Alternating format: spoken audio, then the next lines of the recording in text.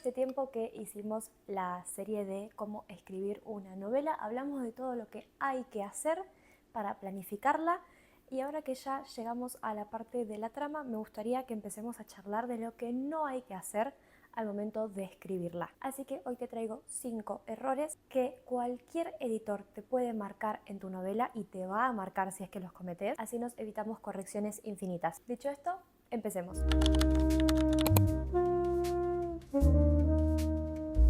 Error número 1. Tu protagonista reacciona a las cosas que pasan a su alrededor, pero no elige nada. Sí le pasan cosas y sí las sufre, pero no decide nada en realidad que cambie el rumbo. Tu personaje queda de espectador en su propia historia y esto no nos puede pasar. Vamos a poner el ejemplo de 2 situaciones extremas. Desde una pequeña conversación en la que le están contando algo a tu protagonista, es mucho mejor que tu protagonista vaya teniendo reacciones, metiendo bocadillos o pregunte algo que le interese saber, antes que hagas un choclo gigante en el que tiramos información. Hasta decisiones súper importantes como que tu protagonista elija el curso de una guerra. Que las cosas no pasen a su alrededor y él reaccione. Recordá que es su historia. Error número 2, no hay nada en juego, o por lo menos nada que nos importe. Si al lector le da igual lo que pasa, la historia se siente plana. La decisión del personaje pesa cuando hay algo que perder. La zona de confort, alguien cercano, la seguridad, etc. Ahora, ¿cómo hacemos que no nos dé igual lo que pasa? Haciendo que le importe al protagonista. Y recuerda, como te comenté el video pasado, que no es necesario que el protagonista nos diga todo el tiempo esa emoción que siente hacia eso que no quiere perder. Tiene que demostrarlo. Como Evangeline, la protagonista de Érase una vez un corazón roto, que tiene que hacer un trato súper peligroso para recuperar un amor y desde ahí ya nos damos cuenta lo mucho que le importa ese romance a ella. O a Scarlett, la protagonista de Caraval, que se mete a unos juegos mágicos y peligrosos para salvar a su hermana. Esto obviamente nos conecta con el arco del personaje y con el conflicto de la historia, que son 2 temas que ya charlamos en videos anteriores y que te invito a verlos para poder ir haciendo todo esto en orden. Error número 3. Los personajes secundarios se sienten secundarios. Cada personaje tiene que estar ahí por algo. Si en ningún momento contribuye a la historia o al protagonista o simplemente es reemplazable por otra persona, no sirve. Y a mí me pasó algo hermoso cuando profundicé a mis personajes, que al principio sí estaban planos, pero después rellenando sus historias, dándole sus propios miedos, deseos, carencias y su misión en este relato, me di cuenta de que quería contar sus historias. Y yo creo que ese es el punto al que deberíamos llegar con todos los personajes de la historia. Que el personaje secundario sea tan bueno como el protagonista y que creamos que vale la pena contar su propia historia.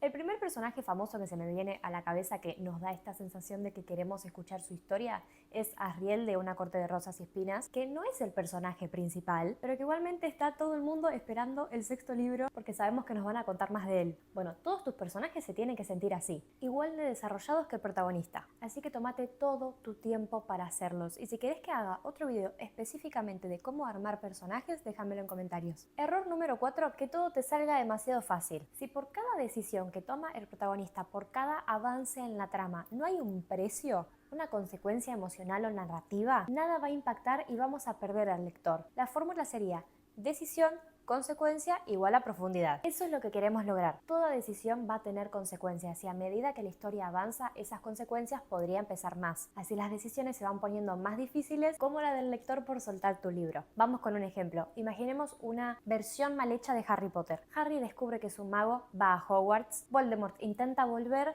y Harry lo derrota porque es el elegido y ya está preparado para eso. Esto no tiene ninguna pérdida, no nos dice nada de Sirius, no nos dice nada de Dumbledore. No hay un miedo real que te haga querer leer los siguientes libros o siquiera seguir continuando con la historia. No tenemos crecimiento de personaje, no tenemos trauma, ninguna decisión pesa, no hay sacrificio, no tenemos ese precio y hace que la historia se vuelva plana. Error número 5, y este es bien de escritura, y es que uses siempre los mismos recursos. ¿A qué me refiero con esto? Las formas que tenemos de expresar o de describir algo, desde una habitación, un paisaje, una persona o una reacción física. Por ejemplo, cuando queremos describir una voz baja, ya sabemos que están todos los recursos como susurró, murmuró y todos sus sinónimos. Esto lo puede hacer cualquiera con un diccionario o Google. Ahora, usar recursos nuevos y únicos es lo que va a hacer que la escritura se sienta más rica. Y ahora que estoy leyendo Trono de Cristal, por supuesto amo cómo escribe Sara, me doy cuenta de todos los recursos que usa ella a la hora de, por ejemplo, mencionar una voz baja. Y los tengo acá.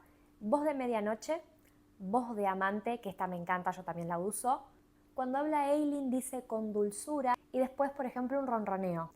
¿Se entiende? O sea, esto es algo que un editor sí o sí te va a marcar. Vos no podés usar siempre susurro cuando quieras que se hable en voz baja, así que podés ir acostumbrándote a hacerlo desde ya. Y un error adicional que me estoy dando cuenta ahora, pero iría dentro del error número 5, que es que cuides mucho el lenguaje y cómo narra un personaje, porque quizás estamos escribiendo un libro de fantasía, un libro de época o algo por el estilo en el que nuestro personaje principal nunca estuvo en el mundo humano y estamos en una época remota. Bueno, y de pronto tenemos expresiones muy actuales. Por ejemplo, yo tengo una protagonista que sí es actual, que dice expresiones como qué carajo o qué mierda, pero por otro lado tengo un personaje que no estuvo en esa actualidad humana que el primer personaje sí. Entonces tengo que cuidar muchísimo los insultos que hace, cómo describe las cosas, cómo habla, cómo se muestra. Vos pensá en la educación que tuvieron, en su personalidad también. Sobre todo, si tenés varios puntos de narración. Pensá que son personas distintas, no pueden narrar igual. Espero que este video te haya servido para empezar a entrenar tu ojo y tu pluma como escritor o escritora. Son cositas que quizás al escribir no nos damos cuenta, pero que un editor siempre te va a marcar. Y más allá de eso, es lo que hace que tu historia después gane profundidad, se sienta rica. Así que la próxima vez que estés repasando tu libro o tu historia, anda recordándote si el protagonista decide y reacciona, si la historia tiene ese costo emocional o si puedes enriquecer un poquito más a los personajes secundarios y al lenguaje. Yo me despido y nos vemos la próxima. Bye.